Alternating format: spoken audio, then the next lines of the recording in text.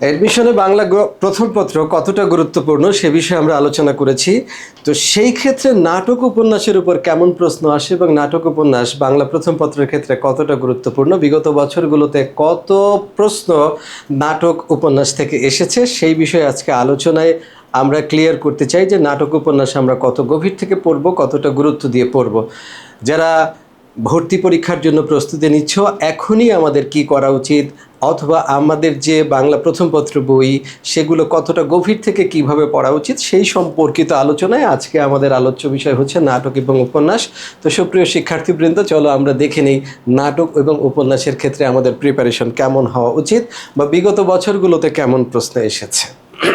প্রথমেই হচ্ছে অ্যাডমিশনে নাটক উপন্যাস কেমন গুরুত্বপূর্ণ। চলো আমরা একটু দেখি 2025-26 সেশনে নাটক উপন্যাস থেকে আসা প্রশ্নের পরিসংখ্যান, এটা দেখলে তুমি বুঝবা যে কতটা গুরুত্বপূর্ণ। দেখো, উপন্যাস থেকে 25-26 এই সেশনে উপন্যাস থেকে 21টি প্রশ্ন এসেছে ভর্তি পরীক্ষায় এবং নাটক থেকে এসেছে 20টি। সুতরাং তুমি বুঝতে পারছো, এরকম কিন্তু বাংলা প্রথম পত্রে আর কোনো গদ্য কবিতা দেখা যাবে না যেখানে 20টি 21টি করে প্রশ্ন এসেছে। অতএব শিক্ষার্থীবৃন্দ বুঝতেই পারছো এটা আমাদের কেমন গুরুত্বপূর্ণ। অনেকেই তোমাদের বলবে নাটক উপন্যাস থেকে অনেক ডিপলি প্রশ্ন আসে না, এটা অনেক গুরুত্ব দিয়ে পড়ার দরকার নেই। এ কথা ওনারা যে বলেন সেটা একটা বিশেষ আলোকে বলেন। ধরো আমরা যারা অনলাইনে পড়াই, আমরা যখন পড়েছি তখন নাটক এবং উপন্যাস তোমাদের মতো একটা পাঠ্য ছিল না। ধরো উপন্যাস পাঠ্য ছিল 2টা, পদ্মা নদীর মাঝি এবং লাল সালু। তখন যদি প্রশ্ন হতে হয় তাহলে কোনটি থেকে হবে, পদ্মা নদীর মাঝি থেকে হবে নাকি লাল সালু থেকে হবে?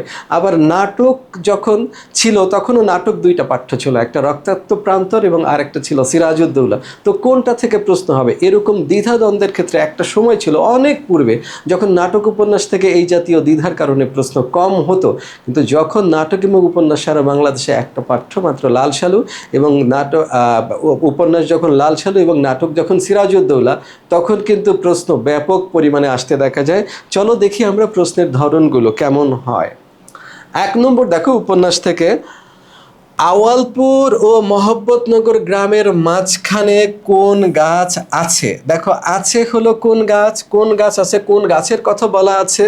তেঁতুল গাছের কথা বলা আছে। এই গাছটি কোন প্রসঙ্গে এসেছে? অর্থাৎ আমেনা বিবির জন্য যখন পানি পড়া আনতে যাওয়া হবে মহব্বতনগর থেকে আওয়ালপুরে, যে দায়িত্ব ধলামিয়াকে দেওয়া হয়েছিল, সে যখন যাবে শেষ রাতের অন্ধকারে, তখন সেখানে একটি দেবংশী তেঁতুল গাছ পড়ে। এই গাছটি অতিক্রম করে সে যেতে সাহস পায়নি। ডান্ডাবাজ চেলাদের কথা, অর্থাৎ পীর সাহেবের ডান্ডাবাজ চেলাদের কথা তো ছিলই, তার পাশাপাশি ছিল এইখানকার এই দেবংশী তেঁতুল গাছের প্রসঙ্গ। সুতরাং এখানে তেঁতুল গাছ পড়ে, এরকম কোনো তথ্য আছে কিনা। সুতরাং তুমি দেখতে পাচ্ছ যে কতটা গভীর থেকে পড়তে হবে। একটি গাছের নাম পর্যন্ত এসেছে যে এই 2 গ্রামের মাঝখানে কোন গাছ পড়ে। এখন যদি আমি তোমাকে হাসপাতাল নিয়ে প্রশ্ন করতে পারি, মসজিদের যে মাজার গড়ে উঠেছে সেখানে কোন গুড়ির উপরে মাজার গড়ে উঠেছে সেটাও তো আমি প্রশ্ন করি, যে বাঁশের গুড়ির উপরে গড়ে উঠেছে, কোথায় গড়ে উঠেছে, পরিত্যক্ত পুকুরের পাশে, কতটুকু দূরে, কতটুকু কাছে, এরকম বিচিত্র প্রশ্ন হতে পারে। দ্বিতীয় প্রশ্ন, লাল সালু উপন্যাসে জমিলার ঘুমকে কিসের মতো বলা হয়েছে? জমিলার ঘুমকে বলা হয়েছে কাঠের মতো। বলা হয়েছে যে জমিলার ঘুম কাঠের মতো, সেই ঘুম ভাঙে না। যতই ধাক্কানি জোরালো হয়, মজিদের কণ্ঠ যতই তীব্রতর হয়, কিন্তু সেই ঘুম ভাঙে না। ঠিক আছে। আর একটা কথা বলা হয়েছে, সন্ধ্যা হতে না হতেই তার ঘুমানোর অভ্যাস। যেদিন সে মাগরিব পড়েই ঢুলতে শুরু করে, তারপর কোনো রকম এশার নামাজ পড়ে গিয়ে সে ঘুম দেয়, আর খুব সকালে উঠে বাসি খাবার ঢাকা ঢোকা যা পায় সে আইসে গপ গপ করে খেতে থাকে। এরকম যখন কোনো একটা বিষয় আমরা পড়বো তখন কিন্তু এরকম একটু গুরুত্ব দিয়ে তার অনুপুঙ্খ খুঁটিনাটি তথ্য আমাদের জানতে হবে। তোমার বাবা মা দেহি জাহেল কিসিমের মানুষ, লাল সালু উপন্যাসে এই কথা কাকে বলা হয়েছে? এই কথা জমিলাকে বলা হয়েছে, কারণ জমিলাকে গত রাতে ওঠানোর চেষ্টা করা হয়েছিল, কিন্তু জমিলা ল্যাট মেরে বসেই ছিল, নামাজের কথা শুনেও সে ওঠে নেয়। সেই জন্য পরের দিন সকালে তাকে বলা হয়েছে তোমার বাপ মা দেখি জাহেল কিসিমের মানুষ, তোমারে কিছু শিক্ষা দেয় নাই, তার জন্য অবশ্য তারাই জবাবদিহি দিব, তোমার দোষ কি? ঠিক আছে, এইরকম। তাহলে কোনটা কার সম্পর্কে বলা হয়েছে? তোমার বাপ মা দেহি জাহেল কিসিমের মানুষ, এটা কার সম্পর্কে বলা হয়েছে? তাহলে আমি যদি বলি যে যেন বিশাল সূর্যোদয় হয়েছে এবং সে আলোয় প্রদীপের আলো নিশ্চিহ্ন হয়ে গেছে, এটা কার সম্পর্কে বলা হয়েছে? এখানে সূর্য কাকে বলা হয়েছে? এখানে প্রদীপ কাকে বলা হয়েছে? আমি যদি বলি এখন সে ঝড়ের মুখে উড়ে চলা পাতা নয়, সচ্ছলতার শিকড় গাড়া বৃক্ষ, এখানে বৃক্ষ দিয়ে কি বোঝায়? এটা কার কোন চরিত্র সম্পর্কে বলা হয়েছে? ঠিক আছে, এরকম নানা টাইপের, অর্থাৎ উদ্ধৃতি দিয়ে উদ্দীপক দিয়ে প্রশ্ন আসতে পারে, অর্থাৎ এই জাতীয় সংলাপ দিয়ে প্রশ্ন হতে পারে। লালসালু উপন্যাসে বর্ণিত হাসপাতালের অবস্থান কোথায়? হাসপাতাল আসে করিমগঞ্জ। এখন যদি বলি করিমগঞ্জের হাসপাতালে কে ভর্তি হয়েছিল, কারা ভর্তি হয়েছিল, অর্থাৎ একটা জেহাদি জোশে বলিয়ান হয়ে মজিদের চেলারা যখন আওয়ালপুরের পীর সাহেবের ওখানে গিয়ে উপস্থিত হয়, তখন তাদেরকে আঘাত করা হয় এবং তারা গিয়ে করিমগঞ্জের হাসপাতালে ভর্তি হয়। এখানে সবচেয়ে বেশি আঘাত পেয়েছিল কালু মিয়া পেয়েছিল। কালু মিয়ার মাথা চেলারা, পীর সাহেবের চেলারা ফাটিয়ে দুফাক করে দিয়েছে এবং মজিদ বিকেলে গিয়ে তাদেরকে দেখে এসেছে বলে কালো মিয়ার বাবা তাদের প্রতি কৃতজ্ঞতা জানিয়েছিলেন। তো কোথায় বর্ণিত হাসপাতাল? কোথায়? করিমগঞ্জে।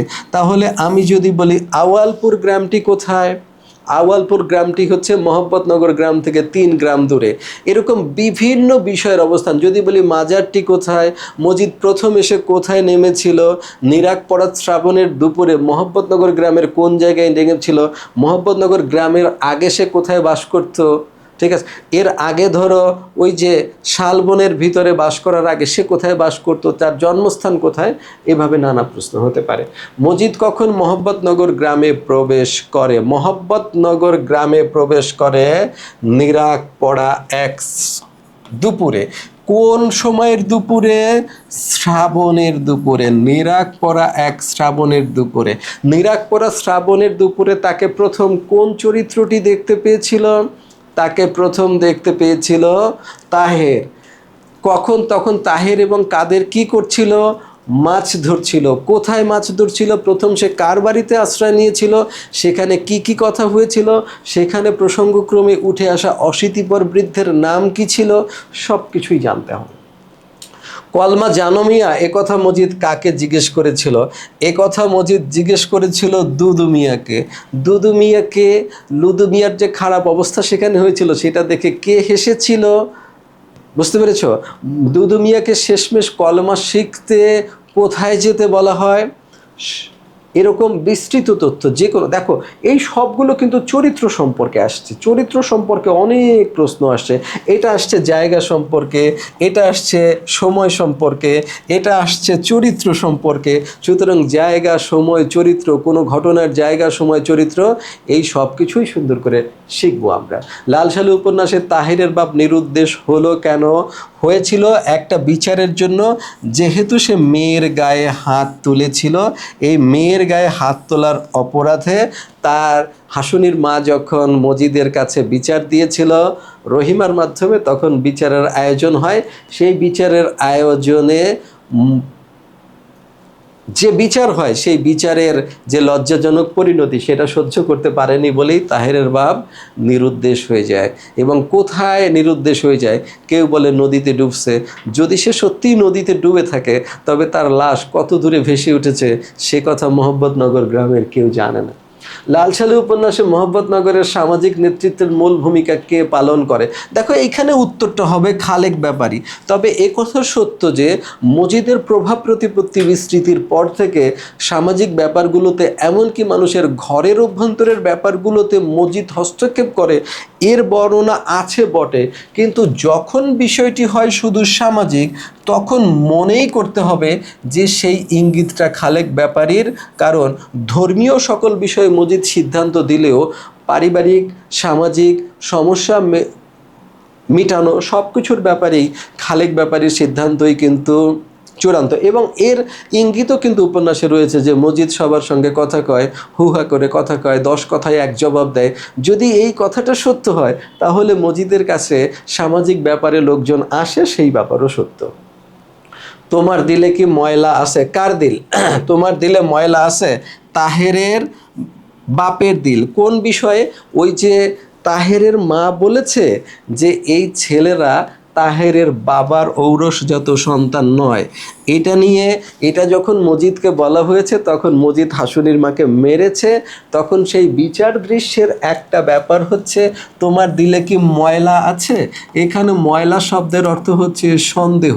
তাহলে কোন বিষয়ে সন্দেহ আছে? অর্থাৎ তোমার স্ত্রী যে বলে তো এই সন্তানগুলো তোমার নয়, সেই সংক্রান্ত কোনো সন্দেহ কি তোমার মনের মধ্যে আছে? তুমি কি নিশ্চিত যে এই সন্তানগুলো তোমারই? এই বিষয়ে তোমার মনের মধ্যে কোনো সন্দেহ আছে কিনা? তাহলে তোমার দিলে ময়লা আছে, এখানে কার দিল বোঝানো হয়েছে এটা। আমি যদি বলি যে ধান দিয়া কি হইব, মানুষের জান যদি না থাকে, এখানে জান বলতে কার জানের প্রতি ইঙ্গিত করা হয়েছে? এরকম কোনো সংলাপ তো আসতেই পারে, আসতে পারে না? আসতে পারে। আমি যদি বলি তোমার বাপ মা দেখি জাহেল কিসিমের মানুষ, এটা কার সম্পর্কে বলা হয়েছে? কাঁচা গোস্তে মুখ দিতে গিয়ে পিছনে একটা খট করে শব্দ শুনে ইঁদুর যা বুঝতে পারে তেমনি কথা জমিলা বুঝতে পেরেছে। এখানে তেমনি কথা বলতে কি বোঝানো হয়েছে? অতএব আমরা বুঝলাম লাল সালু উপন্যাসের গুরুত্বপূর্ণ তথ্যগুলো লাগবে, এবং এই গুরুত্বপূর্ণ তথ্যগুলো উচ্চ মাধ্যমিক পরীক্ষায় অলরেডি তোমরা খ নম্বর প্রশ্ন হিসেবে জেনেছো। সেই বিষয়ে আরও একটু বিস্তৃত তথ্য জানার পরামর্শ দিচ্ছি। লাল সালু উপন্যাসের ইংরেজি অনুবাদককে? ইংরেজি অনুবাদক সৈয়দ ওয়ালিউল্লাহ নিজে। এখন আসতে পারে ইংরেজি অনুবাদ যেটি করা হয়েছে সেটির নাম কি? লাল সালু উপন্যাস ফরাসি ভাষায়ও অনুদিত হয়েছে। তাহলে সেই ফরাসি ভাষার যে অনুবাদ হয়েছে সেই অনুবাদটি কে করেছেন এই সম্পর্কে ধারণা রাখবো আমরা। দেশটা মরার দেশ, এখানে মরার দেশ বলতে কি বোঝানো হয়েছে? মরার দেশ বলতে বোঝানো হয়েছে শস্য শূন্য। এখানে সংলাপটা হচ্ছে দেশটা কেমন মরার দেশ, শস্য শূন্য। শস্য যাও বা হয় তা জনবহুলতার সময় যৎ সামান্য, সেই হচ্ছে মুশকিল। তাই মানুষ খোদার পক্ষে এলেম অর্জন করে বটে, কিন্তু মানুষের বুক আনন্দে ভাসে না। কারণ হচ্ছে ক্ষুধার্ত যে পেট, সেই পেটের তলে সব কিছু উড়ে যায়, পুড়ে যায়। সুতরাং এই শস্য শূন্য অঞ্চলটাই হচ্ছে মরার দেশ। এবার আসো, মজিদ যখন ড্যাশ গ্রামে পৌঁছলো তখন সূর্য হেলে পড়েছে, অর্থাৎ আওয়ালপুর। তাহলে আওয়ালপুরে মজিদ কেন গিয়েছিল? অর্থাৎ পীর সাহেবের সাঙ্গপাঙ্গরা যে পীর সাহেব সম্পর্কে প্রচার করেছেন যে তিনি মরা মাইনষের জিন্দা করে দেন, তিনি সূর্যকে ধরে রাখার ক্ষমতা রাখেন, এই সমস্ত যে প্রচার হয়েছে, অলৌকিকতার প্রচার, যার ফলে মজিদের যে মোহাম্মদনগর গ্রামের যে পীর, মজিদের যে আস্তানা, সেই আস্তানায় কিন্তু লোকজনের আনাগোনা থেমে গিয়েছে, এবং এই বতর দিনে যেটুকু সময় মানুষ পায় তা তারা ব্যয় করে আওয়ালপুরে আগত পীর সাহেবের বাত্রস্ফীত পদযুগলে একবার চুমো দেওয়ার আশায়। এইভাবে যদি বতর সিজনে তারা সমস্ত ধান সে আওয়ালপুরের পীর সাহেবের ওখানে দিয়ে আসে, তাহলে অফ সিজনে মসজিদের এখানে এসে বসে থাকলে তো কোনো লাভ নেই। সেই কারণে মসজিদ চাচ্ছে পীর সাহেবের কোনো একটি ত্রুটি বের করে তার সম্পর্কে প্রচলিত অলৌকিক কথাগুলোর সত্যতা বিষয়ে তিনি সন্দেহ পোষণ করেন, সেই এটা মিথ্যা প্রতিপন্ন করার জন্য তিনি আওয়ালপুর গ্রামে পৌঁছেছেন, এবং তখন সূর্য হেলে পড়েছে, তার মানে হচ্ছে দুপুর অতিক্রান্ত হয়েছে। আপনারা জাহেল বে এলেম আনপাড়, বাক্যটিতে আনপড় শব্দের অর্থ কি? আনপড় শব্দের অর্থ যাদের পড়াশোনার জ্ঞান নেই, এটাও আসতে পারে। আপনারা জাহেল, এখানে জাহেল বলতে বোঝাচ্ছে কি? অজ্ঞান, মূর্খ। বে এলেম মানে বিদ্যা নেই, এলেম মানে বিদ্যা, বে এলেম মানে বিদ্যা নেই। তার মানে এই তিনটা শব্দ মোটামুটি সিমিলার অর্থের, এর যে কোনোটাই পরীক্ষায় আসতে পারে। এখানে আনপাড় আসছে, বে এলেমও আসতে পারে, জাহেলও আসতে পারে। এবার আসো Sirajuddaula, patience is the cure young man, উক্তিটি কার? উক্তিটি হচ্ছে হ্যারির, হলওয়েলের, ড্রেকের, মার্টিনের, হ্যারির। কার? ড্রেককে এই কথা বলেছে, patience is the cure young man. হ্যাঁ, এই কথা কে বলেছে? এই কথা বলেছে ড্রেক ডেকে বলেছে patience is the cure young man. অর্থাৎ হ্যারি এবং মার্টিন যখন সেখানে বিদ্রোহ ঘোষণা করেছে, সেটার একটা সমাধান হয়েছে যে মাদ্রাজ থেকে সাহায্য করার জন্য জাহাজগুলো আসছে, এজন্য আমাদের ধৈর্য ধরতে হবে। তর্কাতর্কির পরে শেষে সিদ্ধান্ত হলো যে তারা তাদের ভবিষ্যৎ জানতে চায়, তারা তর্ক বিতর্ক করতে চায় না। তাহলে আমরা এখানে দেখলাম patience is the cure young man, এই উক্তিটিকার। তাহলে তো আমি বলতে পারি ভিক্টরি অর ডেথ, এই উক্তিটিকার। আমরা এমন কিছু করলাম যা ইতিহাস হবে, এই উক্তিটিকার। আমার সারা অস্তিত্ব জুড়ে কেবল দেয়ালের ভিড়, এই উক্তিটি কার? এরকম কি আসতে পারে না? এসেছো শয়তান, ধাওয়া করেছো আমার পিছু, এখানে শয়তানকে, এই উক্তিটি কে বলেছে? এরকমও পরীক্ষায় প্রশ্ন আসতে পারে। অজস্র গুরুত্বপূর্ণ উক্তিতে এই সিরাজউদ্দৌলা নাটক পরিপূর্ণ, সুতরাং সেখান থেকে প্রশ্ন আসা খুবই স্বাভাবিক ব্যাপার। Sorry to disappoint you gentleman, উক্তিটি কার? এই উক্তিটি করেছে ওয়ার্ডস। এই উক্তিটি কোথায় করেছিল?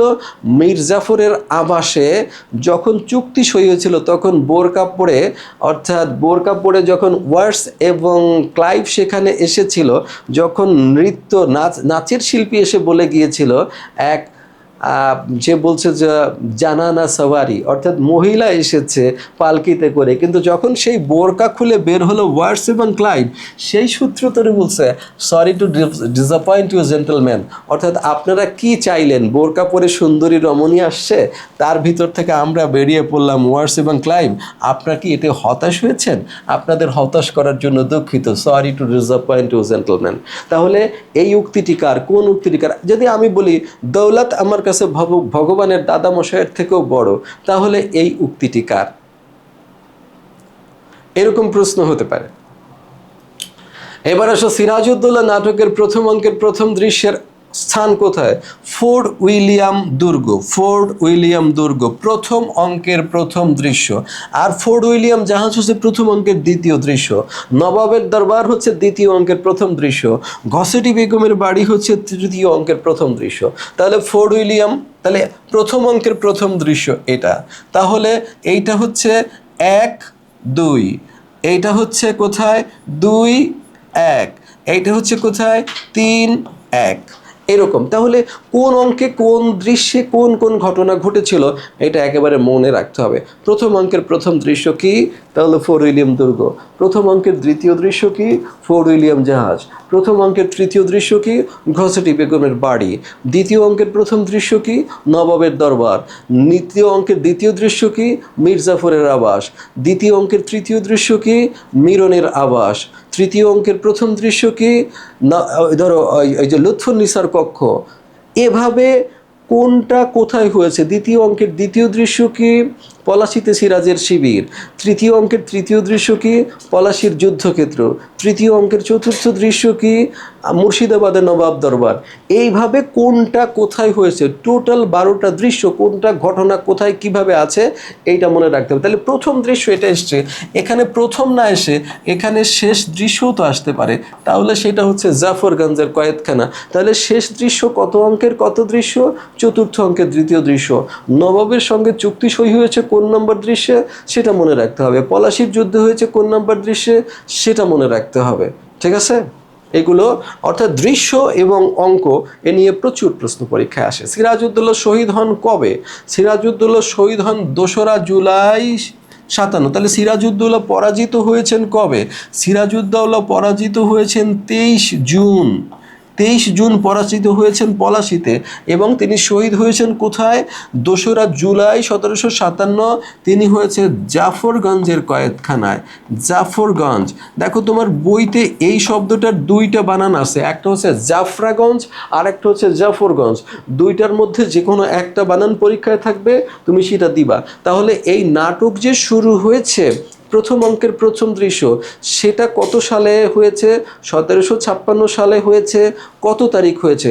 অর্থাৎ প্রথম অঙ্কের প্রথম দৃশ্যের ঘটনাকাল কত? প্রথম অঙ্কের দ্বিতীয় দৃশ্যের ঘটনাকাল কত? পলাশীর যুদ্ধের ঘটনাকাল কত? ঠিক আছে? এগুলো সব কিছু গুরুত্বপূর্ণ কথা কোথায় কোথায় আছে, গুরুত্বপূর্ণ ঘটনা, ব্রিটিশের সাথে চুক্তি হওয়ার ঘটনাকাল কত, এই ঘটনাকালগুলো আমাদের জানতে হবে। আমার শেষ যুদ্ধ পলাশীতে উক্তিটি কার? উক্তিটি হচ্ছে মোহনলালের। আমার শেষ যুদ্ধ পলাশীতে উক্তিটি হচ্ছে মোহনলালের। তাহলে এরকম অজস্র অজস্র গুরুত্বপূর্ণ উক্তি রয়েছে যে আমি ইংরেজদের বিরুদ্ধে লড়ছি, প্রয়োজনে আমি প্রাণ দেব। তাহলে এই কথাটা কে বলছে? শ্রেষ্ঠ বাঙালি বীর যুদ্ধে শহীদ হয়েছেন, এই উক্তিটি কার? বাংলার সেনাবাহিনীর শ্রেষ্ঠ বীর সৈনিক সে তো আমি, এই উক্তিটি কার? এরকম অজস্র সুন্দর উক্তি রয়েছে যেগুলো তোমরা খেয়াল রাখতে পারো। কলকাতায় ব্যবসা করার অনুমতি পাওয়ার জন্য ইংরেজরা মানিকজাতকে কত টাকা দিয়েছে? ব্যবসা করার অনুমতি পাওয়ার জন্য মানিকচাঁদকে কত টাকা নজরানা খেয়াল করতে হবে, নজরানা দিয়েছে 12,000 টাকা, আর 17,000 টাকা টোটাল দিয়েছে, টোটাল 17,000 টাকা দিয়েছে। এর মধ্যে 5,000 টাকা হচ্ছে উমিচাঁদের পারিশ্রমিক। তাহলে উমিচাঁদকে পারিশ্রমিক বাবদ দেওয়া হয়েছে 5,000 টাকা, টোটাল দেওয়া হয়েছে 17,000 টাকা। এর মধ্যে নজরানা হিসেবে মানিকচাঁদের কাছে যাবে 12,000 টাকা। তবে বলা হয়েছে যে 2,000-এর বেশি মানিকচাঁদের পকেটে যাবে না। তাহলে মানিকচাঁদের পকেটে যাবে কত হাজার বলে ধারণা করা হচ্ছে? 2,000। তাহলে এই 17,000 টাকার মধ্য দিয়ে উমিচাঁদ কত হাজার টাকা লাভ করবে? 15,000। এই রকম বিভিন্ন অ্যাঙ্গেলে প্রদত্ত তথ্যগুলো তোমাকে যাচাই বাছাই করতে হবে। খুব সহজ প্রশ্ন যে আসবে, দুই একটা খুবই সহজ প্রশ্ন আসবে, কিন্তু কিছু প্রশ্ন আসবে ক্রিটিক্যাল। এটাই কিন্তু ভালো এবং মন্দ, চান্স প্রাপ্ত এবং চান্স পেতে ব্যর্থ, এদের মধ্যে পার্থক্য গড়ে দিবে। আমরা এমন কিছু করলাম যা ইতিহাস হবে। উক্তিটি কার?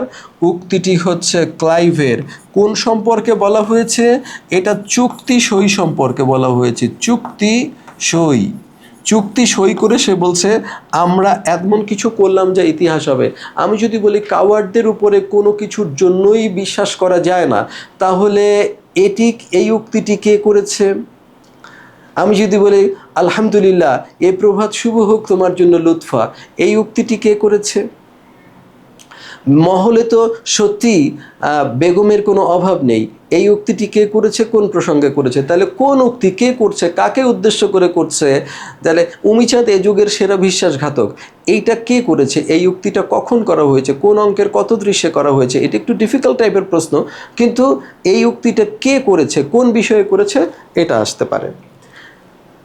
তো সুপ্রিয় শিক্ষার্থীবৃন্দ, আমরা আজকে দেখলাম যে এটি জাস্ট আমরা কিছু প্রশ্ন কালেক্ট করেছি যে বিভিন্ন অ্যাঙ্গেল যাতে ধরতে পারি।